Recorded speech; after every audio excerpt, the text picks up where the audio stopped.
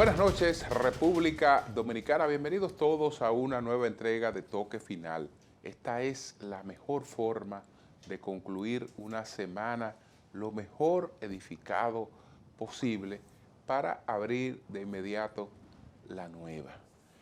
Hay un conflicto que tiene algunas similitudes con la situación que se le pudiera presentar a la República Dominicana, ojalá que no. Es el conflicto fronterizo que hay en estos momentos entre Polonia y Bielorrusia. Bielorrusia, que está gobernada por un dictador, Lukashenko, pues está auspiciando que personas que salen huyendo de la guerra de Siria, de la guerra de Afganistán, personas que vienen, por ejemplo, de Irak o vienen de África, pues vengan en masa a presionar su entrada a la Unión Europea a través de la frontera con Polonia. Polonia ha desplazado unos 15.000 soldados, tiene una valla alambrada para evitar esa entrada, pero ya este conflicto tiene muertos, tiene más de 10 muertos, muchos heridos, y toda Europa se ha movilizado a respaldar realmente a Polonia, porque entienden que esa entrada masiva puede crear una desestabilización en Polonia, pero que también desestabiliza a Europa, que Europa no está en condiciones, ni Polonia, de albergar ese flujo masivo de personas. Si hacemos el símil con lo que pudiera ocurrir con la República Dominicana, la situación de la República Dominicana sería más crítica que esa situación que se está viviendo en esa frontera, porque estas personas que están tratando de entrar a Polonia no son solamente bielorrusos, es decir, no son los vecinos que tratan de entrar al territorio de otro país, es decir, no están tan arraigados como sería en el caso dominicano, donde una población similar a la que tiene el país, porque Haití tiene 11 millones de personas, la República Dominicana tiene 11 millones de personas, por aquí deben deambular cerca de 1 millón de haitianos ilegales, y que por la hambruna, por la criminalidad, por una agudización de un conflicto en un país donde no hay combustible, donde toda la producción ha cesado, pues puede que se produjera en cualquier momento situaciones hasta provocadas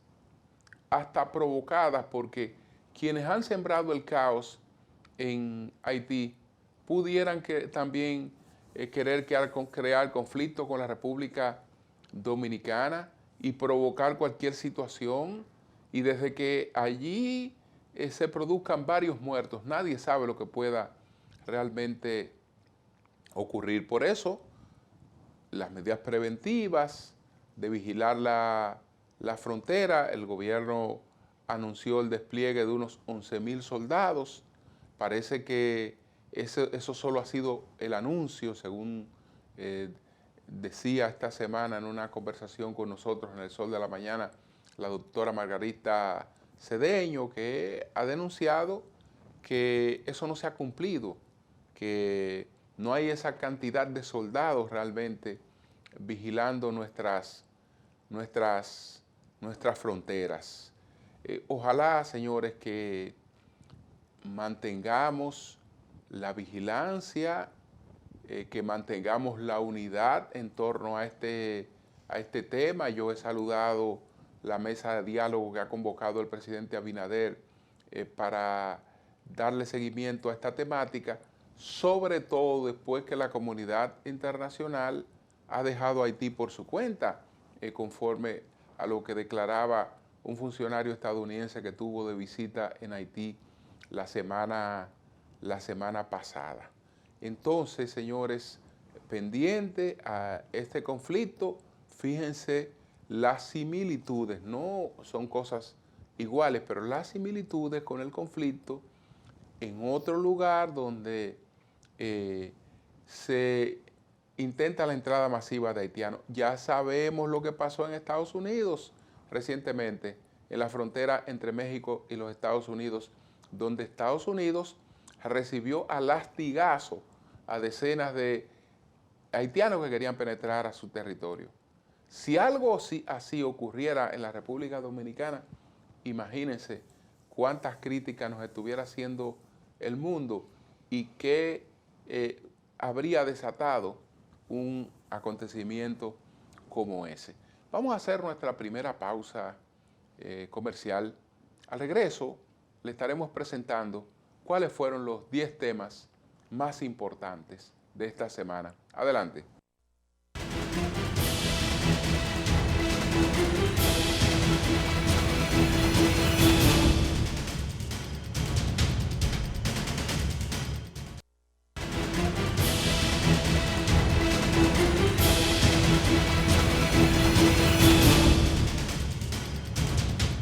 Además de la crisis haitiana, otro tema preocupante en la región es la crisis de la democracia. Cómo la democracia ha ido colapsando en países como Nicaragua, donde se ha establecido una dictadura similar a la de los Somozas, con la particularidad de que la han establecido quienes combatieron a los Somoza. Entonces ahora no están los Somoza, sino están peores que los Somoza, que son los Ortega, Daniel Ortega y su esposa. Hicieron unas elecciones y previamente quitaron del medio a todo el que podía aspirar, con expedientes judiciales, apresamientos, 7 candidatos, 39 dirigentes opositores apresados, y toda la comunidad internacional ha rechazado este mamotreto, esa farsa. Pero lo lamentable es que no se pasa de un rechazo puro y simple. Tal vez Estados Unidos pueda hacer algo más. No digo yo una invasión a Nicaragua, porque eso no está en la agenda. Nicaragua pues no representa nada para Estados Unidos. Cuando Estados Unidos le prestó atención a la situación de Nicaragua y a la situación de Cuba, no era por lo que esos países representaban ellos como tales, sino se trataba de el conflicto con la antigua Unión Soviética. Se trataba de la Guerra Fría, y entonces Cuba era una representación de la Unión Soviética en Latinoamérica. Después vino la Revolución nicaragüense y parecía lo mismo, parecía que iba a reeditar pues 20 años después la experiencia cubana. Pero después que desapareció la Unión Soviética, que se derribó el muro de Berlín, que se conmemoró un aniversario más de su derribo esta semana, ni Cuba ni Nicaragua tienen una importancia que justifique ante la opinión pública de los Estados Unidos el gasto de una invasión y el costo político de una invasión. Eso lo sabe Ortega, eso lo sabe Cuba, eso lo sabe Venezuela, y por eso, por más que la comunidad internacional se exprese en contra de esos gobiernos, ellos siguen campantes hasta ver hacia dónde pueden llegar. Vamos a presentar de inmediato, además de esta situación de Nicaragua, cuáles otros fueron los 10 temas, entre ellos ese, más importantes de esta semana. Adelante.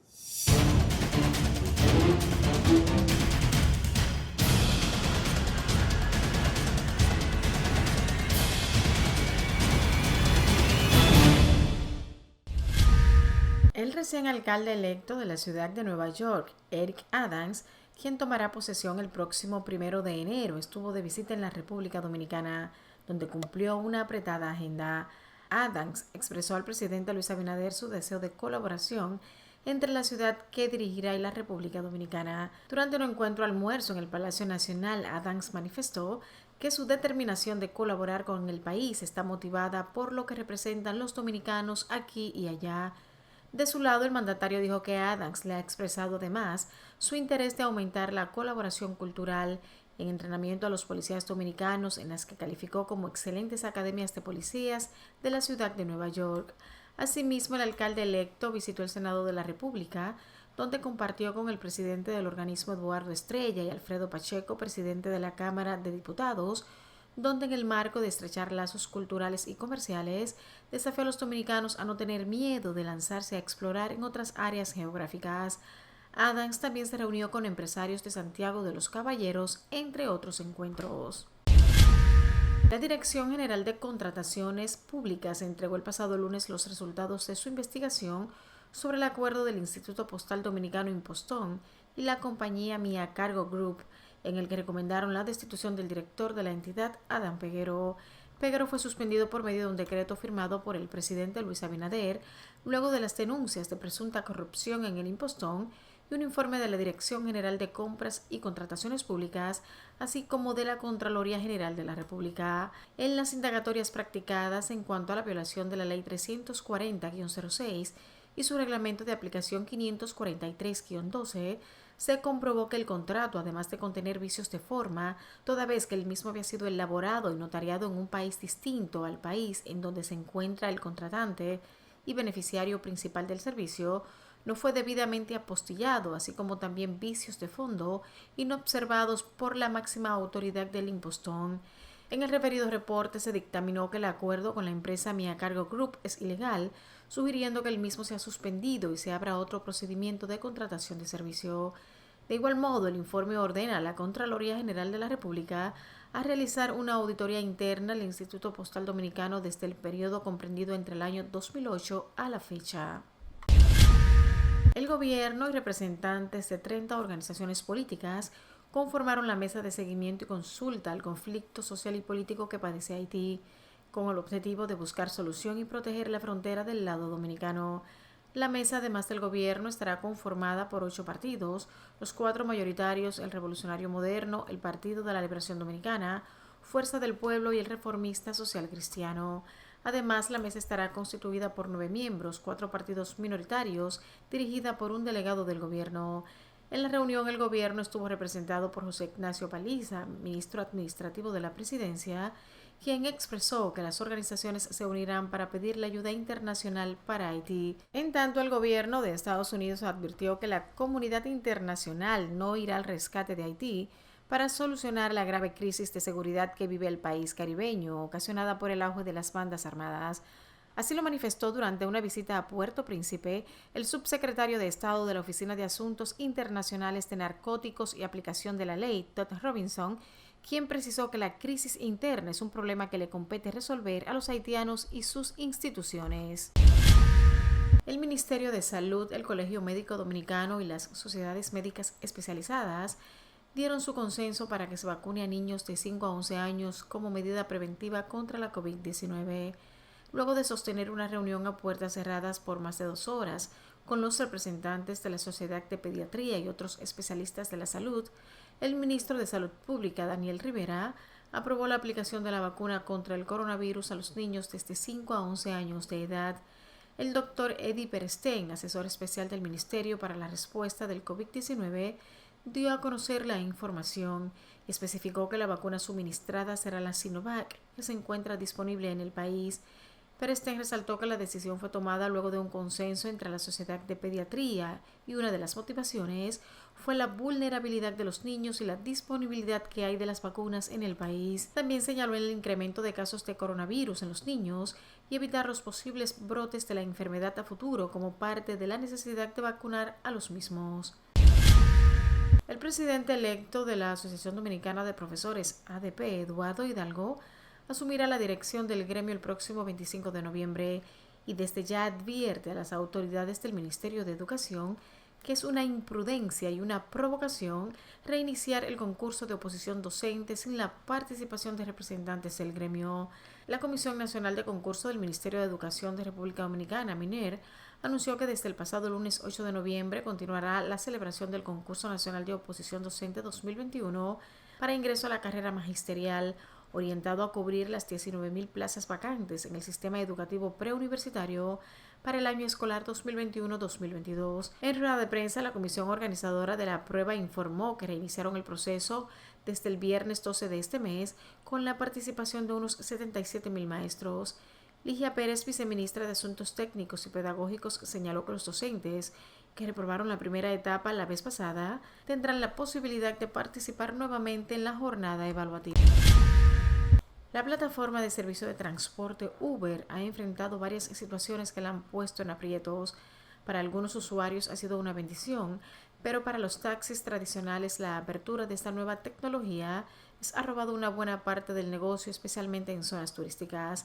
Luego de varios meses de conflicto, el pasado 1 de noviembre, el Intran anunció que regulará las plataformas como Uber, disponiendo que las mismas no podrán brindar el servicio a no menos de 1 kilómetro de distancia del área donde prestan servicio los taxis turísticos tradicionales, ni de la puerta principal de los hoteles de las regiones este, norte y 200 metros en el Gran Santo Domingo. La plataforma de servicio de transporte Uber acordó con el gobierno dominicano registrarse como empresa proveedora de esos servicios, lo que le pone fin al impasse que mantenía con empresas del sector transporte.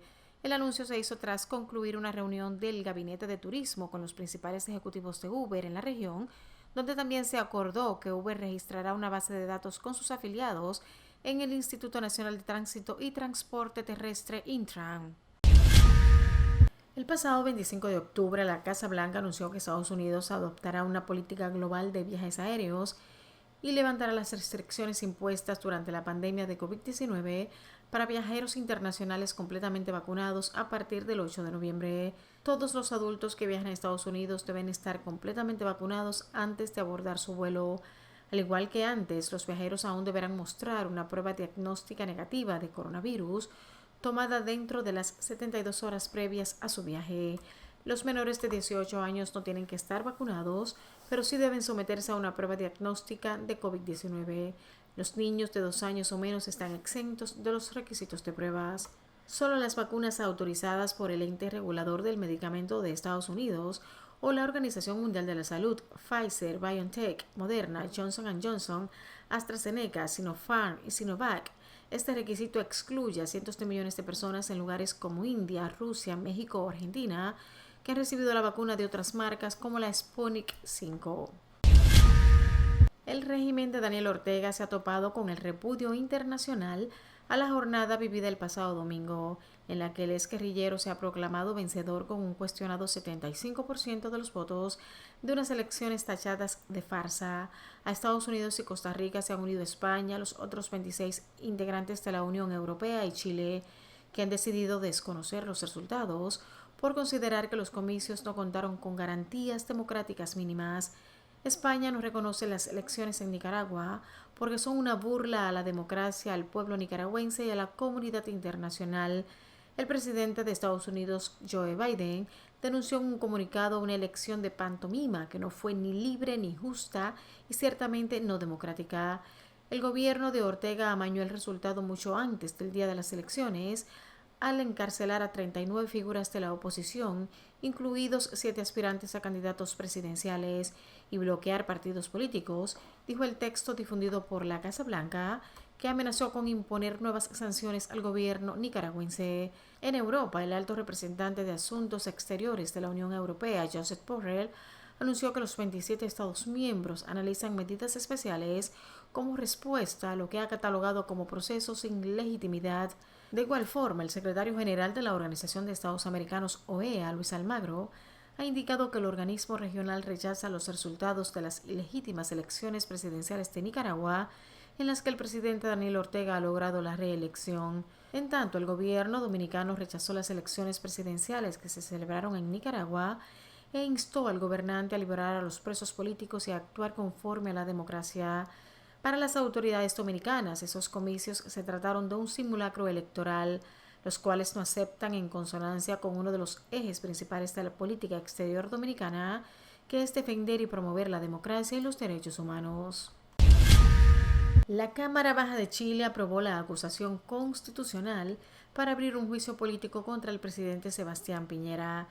Los señalamientos se centran en presuntas irregularidades por la venta de una minera que perteneció a la familia del mandatario, un caso revelado el pasado octubre en los papeles de Pandora, la gran investigación sobre evasión de impuestos y paraísos fiscales. Tras una jornada maratónica de casi 24 horas, los diputados resolvieron por 78 votos a favor, 67 en contra y 3 abstenciones que la acusación constitucional presentada el pasado 13 de octubre por la oposición pase al Senado, el órgano que se encargará de juzgar al mandatario por el escándalo revelado por los papeles de Pandora. Su voto terminó dando la estocada final de los opositores, que presentaron su solicitud de imputar al jefe de Estado por faltar al principio de probidad y comprometer gravemente el honor de la nación. La acusación constitucional, como se conoce en Chile, este recurso que busca la destitución del presidente Piñera, quien está en la recta final de su segundo gobierno iniciado en marzo de 2018, fue presentada la primera semana de octubre por el arco de la oposición socialista y de izquierda al gobierno. Finalmente, más de 100 países se sumaron a la meta para reducir las emisiones de metano en un 30% para 2030, un pacto destinado a luchar contra una de las principales causas del cambio climático. Se trata de una iniciativa liderada por la Unión Europea y Estados Unidos, gobierno que en la misma jornada reveló las nuevas reglas en su país para frenar el potente gas contaminante. Durante la jornada de la Cumbre Climática de Naciones Unidas, COP26, en Glasgow, Escocia. Ahora el acuerdo abarca países que representan casi la mitad de las emisiones globales de metano y el 70% del Producto Interno Bruto global. El compromiso incluye a 6 de los 10 mayores emisores de metano del mundo: Estados Unidos, Indonesia, Nigeria, Pakistán, México y Brasil, nuevo signatario. Sin embargo, China, Rusia, India e Irán, que también forman parte de los mayores emisores de metano, no se han sumado al plan. Junto al dióxido de carbono, el metano es el principal gas de efecto invernadero.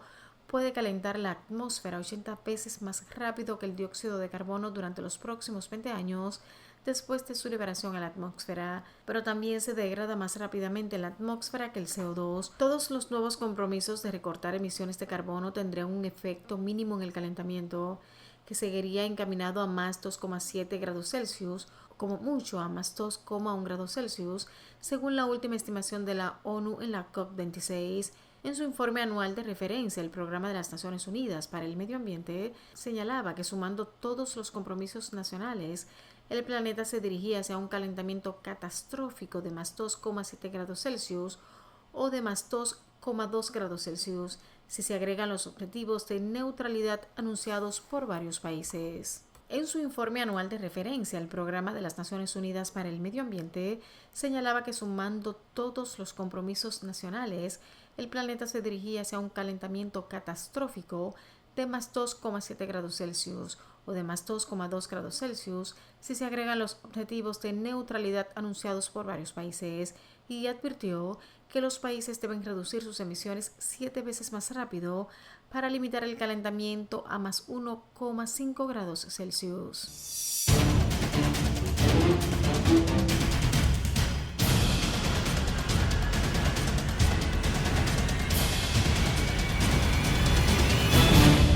Bien, señores, vamos a una pausa, retornamos en breve.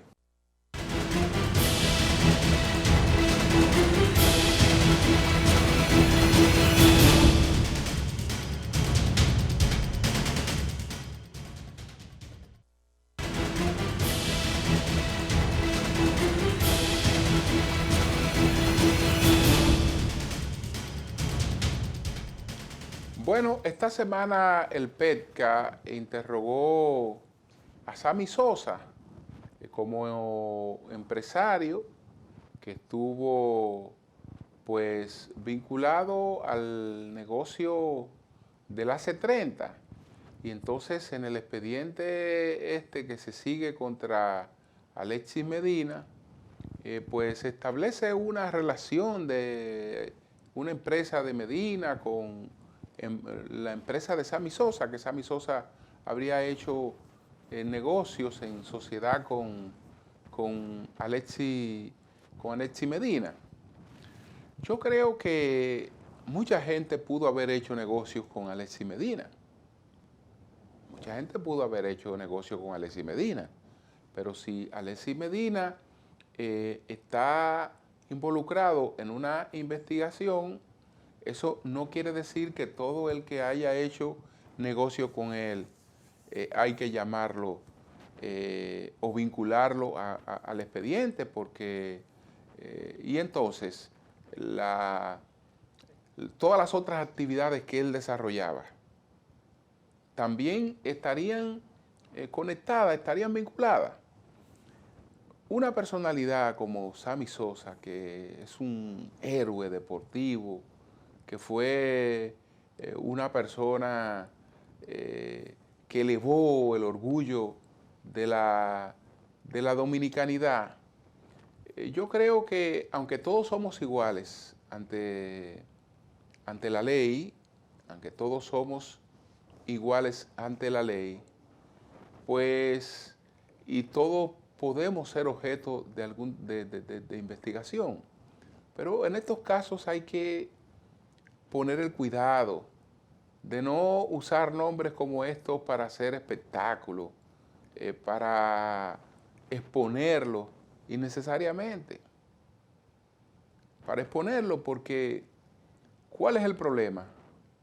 Sammy Sosa, los recursos con lo que invierte en una empresa, y si invierte en una empresa, invierte buscando beneficios, pero los recursos con lo que invierte en una empresa o con lo que hace un negocio que le propone otra persona, ¿son recursos que él los generó de manera ilegítima? Él está incurriendo en algún delito, pero él no es funcionario público. Él no es funcionario público, él es un empresario. Él es un empresario. Entonces, ya hemos visto lamentablemente la experiencia que se ha dado con Octavio Dotel, que sin haber una acusación realmente que lo vincule, como se intentó hacer con el caso de César Emilio Peralta, que lo ha investigado el FBI y no ha encontrado ninguna cosa que vincule la fortuna de Octavio Dotel con cosas ilícitas, ninguna cosa. Sin embargo, él tiene 2 años con todos sus bienes congelados, con todos sus bienes en manos del Ministerio Público. Entonces, ese es un daño que yo creo que pudo haberse evitado, además del daño a la imagen que se le hace a una persona por situaciones que tal vez debieron haber tenido otro manejo. Ojalá que en el caso de Sammy Sosa prime, digamos, ese criterio de quién es Sammy Sosa, de dónde provienen los recursos de Sammy Sosa. Entonces, ¿por qué estar vinculando este nombre a una acusación que deberían sustentarla de manera concreta contra la persona que están acusando, ¿no? Y no pretender abrir tanto ese abanico.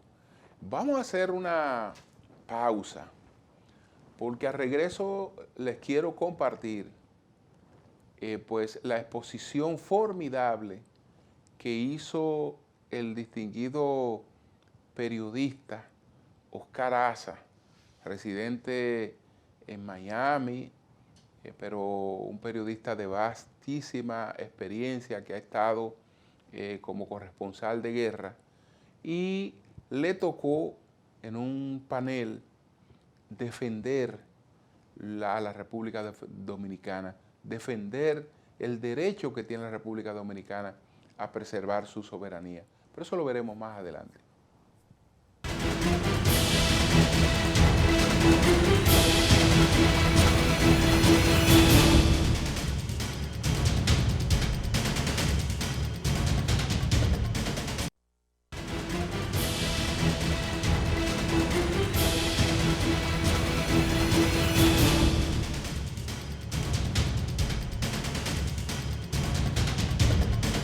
Bien, señores, vamos a presentar la formidable exposición que hizo Oscar Aza respondiendo a una serie de calumnias de esas que se vierten en algunos escenarios contra la República Dominicana. Adelante. Yo pensé que íbamos a hablar de la situación haitiana y de soluciones a esa situación haitiana. Pero nuestra querida amiga, la profesora Mariflores Lindor de la Tortú, ha empezado con una andanada de señalamientos al presidente dominicano Luis Abinader y a los dominicanos. Entonces, en tal sentido, tengo que referirme, aunque sea brevemente, a eso. Lo primero es que la prioridad del presidente dominicano, y yo no vengo aquí a hablar a nombre del presidente dominicano, sino simplemente a aclarar el señalamiento de la profesora, obedece a su compromiso con el pueblo dominicano de preservar la seguridad del pueblo dominicano. Y hoy Haití está en manos de una serie de bandas de narcotráfico, de crimen no organizado, sino desorganizado, comenzando por la 400 Maroto, que es la que tiene secuestrado a los misioneros que están en Haití. Ante esa eventualidad y a esa falta de control de las autoridades haitianas, es que el presidente Abinader tomó la medida de desplegar 11,000 soldados en la frontera para evitar que la desestabilización llegue a la República Dominicana, que tiene sus problemas. Lo que ha dicho el presidente Abinader el pasado mes de septiembre ante el periodo de sesiones de la Asamblea General de las Naciones Unidas es que la República Dominicana no tiene la capacidad, por ser un país pobre, por ser un país del tercer mundo, de aceptar, de asumir la tragedia de un Estado fallido, palabras textuales de él, que existe en Haití. Pero eso no solamente lo dice él. Cuando les decía que pensaba que íbamos a hablar en este foro del presente y el futuro de Haití, pues no pensé que íbamos a hablar del pasado. El pasado es muy complejo, donde la República Dominicana fue intervenida por 22 años por las tropas de Jean-Pierre Boyer, por el escenario insular que fue la española, para que Francia y España pues dilucidaran sus conflictos armados en ese territorio. El tema haitiano es un tema sumamente complejo. Lo primero que tiene que hacer la comunidad internacional, la comunidad hemisférica, es, sin lugar a dudas, buscar una salida inmediata a la inseguridad de Haití, a la inestabilidad social, política y económica de Haití. Pero fundamentalmente, desde el punto de vista de la seguridad, dominar a esas bandas armadas totalmente irregulares que pudieran irradiarse a todo el Caribe. Conversaba hace un rato con el ex primer ministro Laurent Lamothe, donde me señalaba que esa 400 Maroto y las bandas armadas que hoy deambulan por las calles y campos de Haití En su gran mayoría eran haitianos que cumplieron condenas en los Estados Unidos y fueron deportados a Haití de regreso y continuaron con sus actividades delictivas. Yo creo que no es el momento de recriminaciones, ni decir con un dedo quién es culpable y quién no es culpable. Sobre el tema de la prostitución, de las prostitutas dominicanas que la profesora hizo mención, la prostitución es universal y es la más vieja de las profesiones o de los oficios. De manera que apuntar a un país en ese sentido creo que no es justo y es sinceramente arbitrario. En el caso de Haití, yo vengo a hablar de mi experiencia como corresponsal de guerra durante muchos años y justamente hice unos apuntes de lo que ocurrió puntualmente en un 20 de enero, alrededor de un 20 de enero de 1994, muy cerquita de aquí, en el Hotel Intercontinental, donde con motivo de la conmemoración de la fecha de Martin Luther King, que regularmente fluctúa porque cambian las fechas entre el 15 y el 21 de enero, se determinó ahí por el caucus afroamericano de los Estados Unidos, donde estaba presente Jesse Jackson y Andrew Young, reinstaurar en el poder a Jean-Bertrand Aristide con una intervención militar en Haití por parte de los Estados Unidos. Yo cubrí esa intervención. Yo navegué semanas antes de la llegada de las tropas el 21 de septiembre, aproximadamente el 21 de septiembre de 1994, en el mes de agosto, en una fragata de los Estados Unidos, nos llevaron de la base de Homestead a la base de Guantánamo y de ahí navegamos por las costas de Haití y ahí nos damos cuenta que era inminente la intervención para sacar del poder el triunvirato que presidía Raúl Cedrás, precisamente de madre dominicana, para reinstalar en el poder a Jean-Bertrand Aristide. Ahora bien, en una lista, en una serie de apuntes que yo he hecho, todas las opciones que se han aplicado hasta ahora por parte de Estados Unidos y la comunidad internacional han fracasado. ¿Y por qué han fracasado? Porque el problema de Haití es muy complejo. Han fracasado las intervenciones, han fracasado las ayudas internacionales, han fracasado las opciones de gobiernos provisionales, han fracasado las elecciones y desde luego ha fracasado el tema de la seguridad nacional. ¿Por qué? Porque el enfoque, ahí está la clave, ha sido de poner paños tibios o de darle aspirinas a un cáncer. Darles pastillitas de Tylenol, y la propaganda es gratuita, a un problema mucho más complejo y serio. Haití ha sido tratado como el vecino pobre que hay que ayudarlo porque el pobrecito, pero no lo enseñan para buscar una imagen, una metáfora. No se soluciona el problema estructural. Ese fideicomiso con el cual estoy de acuerdo, pues simple y sencillamente tiene que tomar el toro por los cuernos y administrar Haití, supervisar o cambiar, si hay que hacerlo, el sistema judicial, la situación económica, no dejarla en manos de quienes se han repartido las ayudas internacionales y una administración efectiva que contribuya a crear fuentes de trabajo, a reorientar la economía y las inversiones para evitar que el haitiano se vaya de su país. Si no se combate la pobreza desde el punto de vista estructural y no coyuntural, nunca se va a solucionar el tema haitiano. Estando yo en esa reunión del mes de enero de 1994 en el Hotel Intercontinental, lo que estaba escuchando me dejaba con la boca abierta. ¿Por qué? Porque supeditaron ese caucus afroamericano, sus opiniones y sus soluciones a la política interna de los Estados Unidos en ese momento de la administración de Bill Clinton. Y si ese es el enfoque y el criterio, pues no se pensaba en buscar una solución a Haití, sino en una solución que beneficiara el partidismo político en la política interior de los Estados Unidos.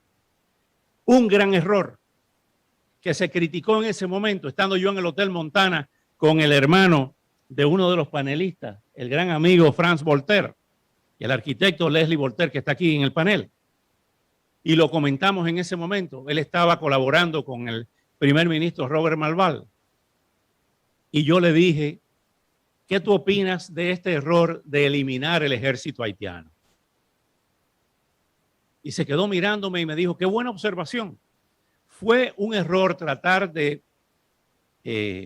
repetir la solución panameña, donde se eliminó el ejército de Manuel Antonio Noriega, porque se estaba conformando ahí un narcoestado. Querer utilizar la misma fórmula con Haití. ¿Qué pasó? Que esa eliminación del ejército nos ha traído a lo que estamos viviendo hoy en Haití, donde bandas armadas controlan el país. Sin instituciones, aunque sean débiles, la política debió ser mejorar ese ejército y no abrir a Haití al narcotráfico y al caos y a la anarquía que se está viviendo hoy. De manera que ha sido una serie de errores. Pocas veces se ha visto en la historia de América una concatenación de errores de todas las administraciones norteamericanas y de la gran irresponsabilidad de los gobiernos de Francia y de Canadá, de hands off, para no tratar de solucionar enormemente la crisis haitiana. No podemos olvidar, mi querida profesora,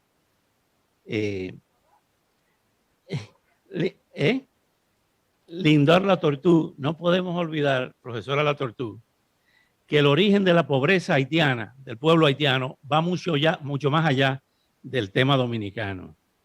La guerra entre Alejandro Petión y Christopher I devastó Haití. Y lamentablemente el triunfo de Alejandro, de las tropas de Petión, empobrecieron el Estado haitiano. La deforestación no la produjeron los dominicanos. De manera que esos factores, la multa que le puso Francia a Haití, que tuvieron que pagarla hasta el año 34 del siglo pasado, por decretar su independencia y para evitar que las otras colonias francesas como Martinica y Guadalupe se sublevaran, no fueron los dominicanos, fue Francia. Y hoy Francia no quiere asumir su papel histórico. De manera que este no es el momento de recriminaciones ni de señalamientos. Este es el momento de soluciones. Y la solución del pueblo haitiano viene con una labor coordinada de los buenos haitianos como ustedes y la comunidad internacional para sacar a Haití a flote y evitar lo que se está viendo hoy día, que una crisis haitiana desbordada se va a irradiar a todo el Caribe. Si a eso le sumamos la situación cubana, que es una situación desastrosa como nunca antes, lo que vamos a tener es a un Caribe inmanejable, si cabe el término. Y debemos recordar lo que fue la política norteamericana, y ahí están todos los documentos públicos, de los presidentes de los Estados Unidos a los gobernadores, a los primeros gobernadores norteamericanos en Cuba. Y de eso el profesor Carlos Alberto Montaner nos puede dar clase. De hecho, tiene muchos ríos de tinta publicados en este sentido, que la frase de las autoridades norteamericanas para el caso cubano es "Keep Cuba quiet", mantengan a Cuba tranquila. Y todavía en eso están los diferentes gobiernos republicanos y demócratas con relación a Cuba. Viví lo del año 94, el caso de los balseros haitianos que eran devueltos a Haití, el caso de la entonces fiscal Janet Reno, que cuando estaban en Guantánamo, yo los fui a visitar a Guantánamo junto con los cubanos, y recuerdo aquellas manifestaciones dentro de la base de Guantánamo de los haitianos diciendo: no mandé así, pedimos asilo, demandamos asilo. Y todo eso fue tratado con paños tibios. ¿Por qué no aceptaban a los haitianos aquí en la Florida en ese entonces? Para volcarlos en República Dominicana y crear más desestabilización y desigualdad. Quiero finalizar con un dato que yo creo que es fundamental, que no se ha mencionado hoy aquí. La isla La Española, que es el nombre original, tiene poco más de 76,000 kilómetros cuadrados, 2/3 de la isla de Cuba. Y Haití tiene 11 millones de habitantes y República Dominicana poco más de 11 millones. Ahí, en ese elan vital, hay más de 22 millones de seres humanos. Cuba, que tiene 111,111 kilómetros cuadrados, tiene apenas 11 millones, la mitad de esa población. ustedes me van a decir que ese no es un factor clave, fundamental, esencial para comprender ese drama de la isla de La Española y no estar recriminándonos ni culpando a nadie, sino simple y sencillamente tratando de buscar soluciones.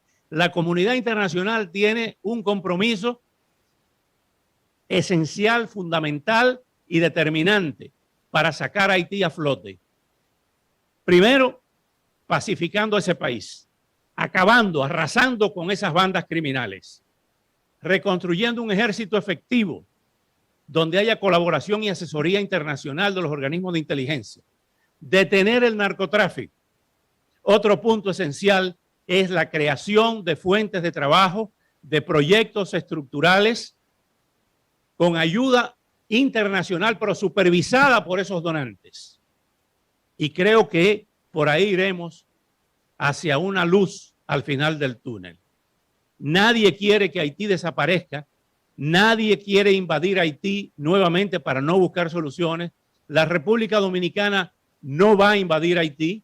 Esa no es la idea ni la solución, pero simple y sencillamente tiene que preservar su territorio y su seguridad. Muchas gracias.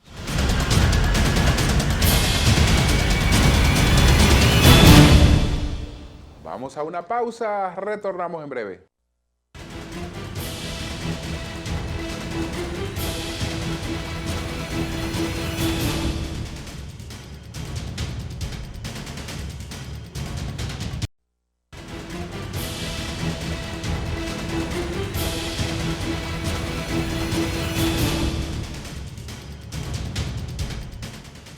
Bueno, señores, la competencia interna en el Partido de la Liberación Dominicana se torna un poco más cerrada, más reñida, ahora que ya Margarita Cedeño se ha lanzado al ruedo. Ella había anunciado que lo iba a hacer, estaba recibiendo personas, pero ya ha decidido pues tener una presencia más activa y ya salir a hacer contacto con las personas. Ella nos dio una entrevista, la primera entrevista que ha dado después que decidió pues esta aspiración. Es una persona que desde hace tiempo goza de muy buena valoración, muy alta valoración, y si ella pues alcanza el respaldo de la estructura de su partido, si una cantidad importante de dirigentes del PLD se colocan detrás de ella, pues ella tendría amplias posibilidades de ser la candidata del PLD, porque a ella popularidad no le falta. Ella tiene la más alta valoración. Le puede faltar estructura. Les puede faltar estructura, que la gente que busca los votos de manera directa, no la gente que simpatiza, porque de gente que simpatiza ella tiene muchísima. Ahora, de gente que trabaja, que amarra, eso pudiera hacerle falta, pero si lo consigue, entonces ya ahí sería otra cosa. Veremos a ver qué pasa en el PLD. Buenas noches a todos.